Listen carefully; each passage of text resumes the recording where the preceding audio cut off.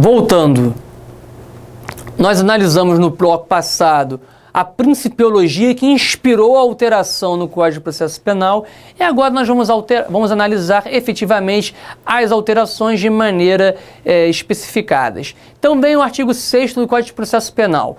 Logo que tiver conhecimento da prática da infração penal, a autoridade policial deverá. Esse artigo 6º está dentro do capítulo que trata da persecução penal do Estado, dentro do inquérito policial, que é um instrumento persecutório do Estado, um instrumento jurídico do Estado responsável por reunir elementos de autoria, materialidade e juízo de valoração num fato típico ilícito culpável para viabilizar ou não a denúncia pelo promotor de justiça e o recebimento dessa mesma denúncia pelo juiz de direito criminal. Reparem, é importante nós desmistificarmos neste ponto algumas lições muito mal versadas pela doutrina clássica. Primeiro ponto, inquérito policial não é um instrumento meramente administrativo, um procedimento administrativo para proporcionar a denúncia. Hoje o inquérito policial é um instrumento jurídico responsável justamente por reunir elementos de autoria e materialidade, mas não especificamente para a promoção da denúncia. Hoje o inquérito policial é um instrumento de investigação para garantir a tutela dos direitos fundamentais de uma pessoa. Para o delegado de polícia, que é a autoridade policial, que conduz uma investigação, o resultado é acidental. Tanto faz a descoberta final da autoria e materialidade, como o arquivamento do inquérito policial por negativa de autoria, o inquérito policial por constatação da inexistência de um fato típico ilícito culpável e seu arquivamento. O que move uma investigação criminal, um inquérito policial, é a verdade. E a verdade, ela tanto pode satisfazer a acusação, bem como a defesa. E a autoridade policial, para o Código de Processo Penal, é sinônimo de delegado de polícia. Todos os demais policiais que por acaso estiverem no universo da segurança pública são concebidos como agentes de autoridade. E aqui nós enquadramos oficiais da Polícia Militar, soldados da Polícia Militar, inspetores, oficiais de cartório e investigadores. Então, o artigo 6º, ele traça uma verdadeira diretriz de quais são, de forma discricionária, quais são os movimentos que um delegado de polícia deve dotar a partir da existência de um fato típico, como é que ele deve investigar, quais são as diligências que ele deve realizar para tentar descortinar a autoria e materialidade do fato. São várias, tá? E no artigo 10º, no inciso 10, é onde está a alteração promovida pelo Estatuto da Primeira Infância. Logo que tiver conhecimento da prática da infração penal, a autoridade policial deverá colher informações sobre a existência de filhos, suas respectivas idades e se possuem alguma deficiência, o nome e o contato de eventual responsável pelos cuidados dos filhos indicados pela pessoa presa. Portanto, quando o autor do fato eventualmente é preso ou identificado, a partir do momento em que é realizado o seu interrogatório e qualificação, nós temos dois tipos de interrogatório. No primeiro momento, a qualificação do autor do fato, onde nós vamos acostar todas as suas informações para individualizá-lo, e temos o interrogatório que vai versar sobre o mérito do fato. Nesse interrogatório e qualificação, a demanda, a novidade legislativa é que se pergunte e se perquira acerca da existência de filhos, suas idades e se tem deficiência ou não e se há responsáveis para os seus cuidados. Por quê? É uma maneira de tentar preservar o desenvolvimento natural e saudável de um menor de idade. Imagina, eu quero saber aqui se o autor do fato que foi preso é o único responsável ou não pelaquela criança, se ele era o indivíduo responsável pela subsistência ou não do menor de idade. Ou seja, é uma preocupação do direito penal que a prisão de um infrator, de uma pessoa hostil e rebelde ao direito penal, mas que essa rebeldia, de alguma maneira, não tenha efeito colateral no seu filho que não concorreu para o fato. Então, é uma maneira do legislador impor à pessoa que dirige a investigação criminal essa preocupação com a proteção suficiente do menor de idade e evitar a transcendência máxima da pena, que essa pessoa, de alguma maneira, essa criança, esse filho, sofra as consequências de uma prisão para o qual crime que ela não cometeu, não contribuiu. Do mesmo momento que a novidade legislativa alterou o inquérito policial no interrogatório, qualificação. O mesmo raciocínio vale para o artigo 185 do Código de Processo Penal. O acusado que comparecer perante a autoridade judiciária, então a autoridade policial é o delegado, a autoridade judiciária é o juiz de direito, no curso do processo penal, ou seja, já pressupõe o recebimento de uma denúncia, será qualificado e interrogado na presença do defensor, constituído ou nomeado. Parágrafo 10º, é aqui que veio a novidade legislativa. Do interrogatório deverá constar a informação sobre a existência de filhos, suas idades e se possuem alguma deficiência e o nome e o contato de eventual responsável pelos cuidados dos filhos indicado pela pessoa presa. Então, é a força do mesmo raciocínio que move um interrogatório em sede policial do interrogatório em sede judicial. É a ideia de conter a transcendência da pena. Ora, se a pena deve ser pessoal, se a pena não pode atingir colateralmente o filho ou pessoas próximas ao autor do fato, é natural que haja uma preocupação legislativa das autoridades responsáveis pela investigação e pela processualização e formalização através do processo daquela investigação, que a prisão do autor do fato não atinja pessoas dependentes do autor do fato, ou seja, é o direito penal trabalhando à luz da dignidade da pessoa humana, trabalhando à luz da intranscendência da pena e da tutela máxima dos direitos da criança e do adolescente. Analisamos então as primeiras duas mudanças que foram operadas pela introdução do Estatuto da Primeira Infância, uma no bojo do inquérito policial, outra no bojo do processo penal, que são obrigações que o delegado e o juiz têm de perquirir sobre a existência e a condição de filhos, sua idade, seu estado, sua saúde e um responsável pela sua tutela do autor do fato.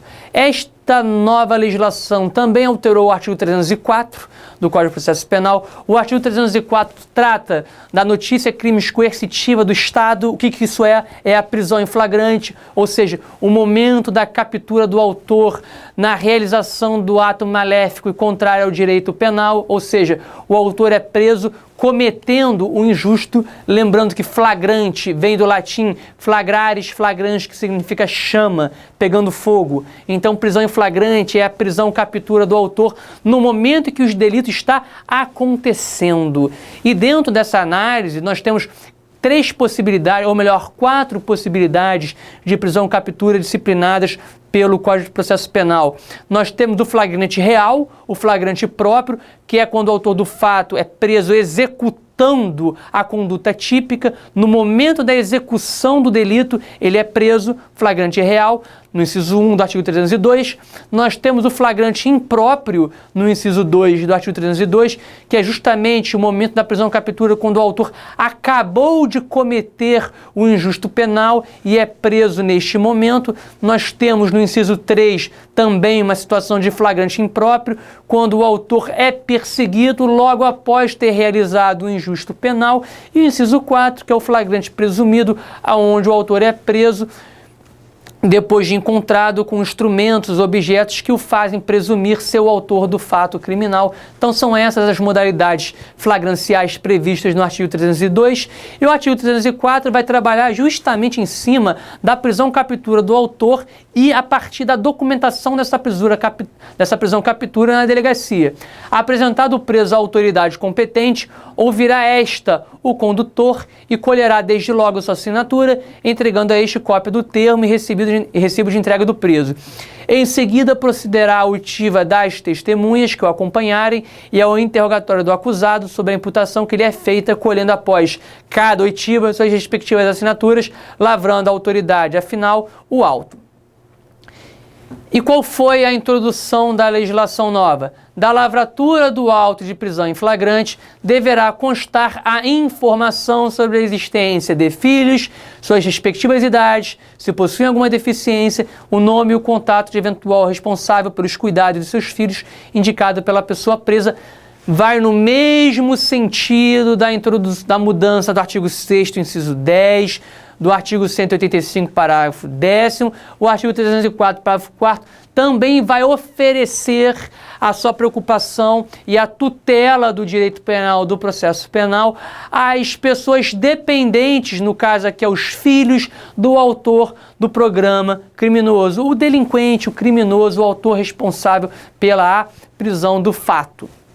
Então, é justamente a ideia de evitar que haja uma transcendência da pena e que esta pena, a partir do momento da prisão, captura do autor do fato e seu encarceramento, seja de alguma maneira suportada pelo seu filho. Então, se a pessoa não contribuiu para o fato, não concorreu para o fato, não tem culpabilidade, não merece ser reprovada pelo aquele fato, seria uma injustiça muito grande orquestrada pelo direito penal que a responsabilidade criminal da figura do delinquente também seja redirecionada para o seu filho, que depende de alguma maneira para a sua subsistência da figura do autor do fato. Então é mais uma preocupação do direito penal a partir do momento da prisão em flagrante que se questione acerca da existência de filhos, idades e se há algum responsável pela sua tutela.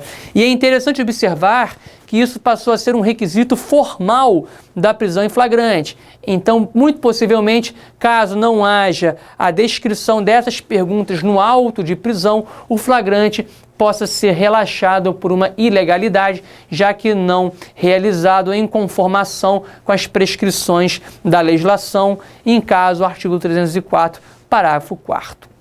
Avançando, temos o artigo 318, que trata do Instituto da Prisão Domiciliar. Tá? Esse artigo foi trazido pela Lei 12.403 de 2011, que alterou todo o processo penal cautelar por uma mudança transcendental nessa estrutura do Código de Processo Penal e trouxe a novidade aí da prisão domiciliar para o processo penal. Então, um juiz poderá substituir a prisão preventiva. Então, primeiro ponto, já é necessário o decreto prisional, já é necessário uma medida cautelar subjetiva. O autor do fato já se encontra preso preventivamente. E o que é essa prisão preventiva?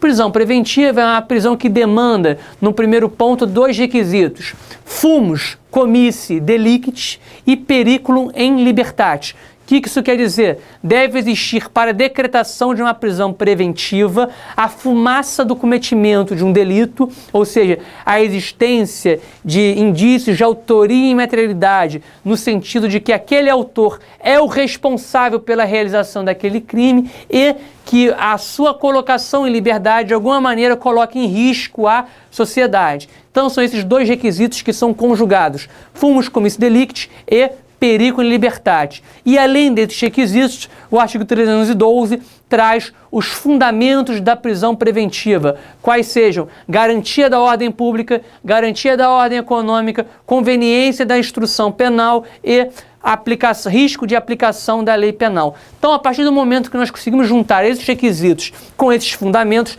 é possível o decreto prisional de uma pessoa que coloque em risco a investigação do Estado ou o processo penal em andamento. Agora, essa pessoa que é presa preventivamente, portanto, justamente por colocar em risco os interesses do processo na investigação, pode ver a sua prisão preventiva ser substituída por uma prisão de natureza domiciliar, desde que haja uma das situações nos incisos seguintes. Qual é a primeira? Ser o autor do fato maior de 80 anos. Aqui é uma situação de humanidade do direito penal, justamente porque uma pessoa com mais de 80 anos de idade, dentro de um presídio, dentro de um estabelecimento penitenciário, que não é um lugar sueco no Brasil, não é a Dinamarca, é o Brasil, portanto tem as suas mazelas, tem os seus problemas. Uma pessoa com mais de 80 anos de idade, de alguma maneira pode não ter a saúde necessária para suportar o andamento do processo penal com a restrição de sua liberdade num estabelecimento dessa natureza. Portanto, a restrição da liberdade vai se operar no seu domicílio, ao invés no estabelecimento prisional, maiores de 80 anos. Também, no caso inciso 2, caso o preso seja extremamente debilitado por motivo de doença grave, mesmo raciocínio, uma questão de humanidade do direito penal. pessoa que está extremamente debilitada por motivo de doença grave, seria mais razoável à luz da proporcionalidade e da dignidade da pessoa humana que suportasse essa medida cautelar subjetiva em casa ao revés de um estabelecimento penitenciário. Inciso 3. Caso seja imprescindível aos cuidados especiais de pessoa menor de 6 anos de idade ou com deficiência, também trazido pelaquela legislação. Inciso 4, aqui houve uma mudança, tá? Aqui houve a mudança do Estatuto da Primeira Infância. Caso estejamos diante de gestante. Num primeiro momento, antes da alteração da Lei 13.257 de 2016, não era qualquer gestante, tá? O legislador estabeleceu que era a partir do 7º mês. Então agora trouxe uma possibilidade mais abrangente de prisão domiciliar. Eu não vou especificar qual é o mês da gestação. Com essa alteração estabelecida pelo Estatuto da Primeira Infância, basta que estejamos diante de uma gestante e será possível a conversão da prisão preventiva por uma prisão de natureza domiciliar, justamente visando que o feto não sofra as consequências penais da conduta criminosa praticada pela sua gestante. E também outra inovação trazida pelo Estatuto da Primeira Infância seria a possibilidade da conversão da prisão preventiva por prisão domiciliar de mulher com filho até 12 anos de idade e incompletos, tá? Então a mulher, caso tenha um filho, ou seja, não é nem criança ainda, né? É criança, perdão, não é nem adolescente até 12 anos de idade. O ECA considera como criança. Caso a mulher tenha uma criança, um filho, tá? De 12 anos de idade incompletos, é possível a conversão da sua prisão preventiva em domiciliar, justamente para que esta pessoa menor de 12 anos possa ter um desenvolvimento saudável e natural, não tenha que testemunhar a sua mãe no cárcere. E para fechar, também outra novidade trazida pelo Estatuto da Primeira Infância é a possibilidade do homem, caso seja o único responsável pelos cuidados do filho. Daí porque a importância daquelas perguntas na investigação e no momento da prisão em flagrante, e no momento do interrogatório, se a pessoa presa tem filhos, se tem responsáveis, etc, etc. Porque caso o homem seja o único responsável pelos cuidados do filho de até 12 anos de idade incompleto, é possível a conversão da prisão preventiva por uma prisão de natureza domiciliar para resguardar a integridade físico-emocional do seu filho, visando, portanto, coibir a transcendência da responsabilidade penal e criminal do autor do fato para a sua prole. Portanto, essas foram as novidades trazidas pelo Estatuto da Primeira Infância dentro da persecução penal e dentro do processo penal, restando outras análises a partir de uma abordagem multidisciplinar da legislação, pelo ECA, pela CLT e tudo mais, que não nos diz respeito. No processo penal e na investigação criminal, essas foram as alterações mais sensíveis trazidas por essa nova legislação. Espero nos encontrarmos numa próxima oportunidade. Até breve.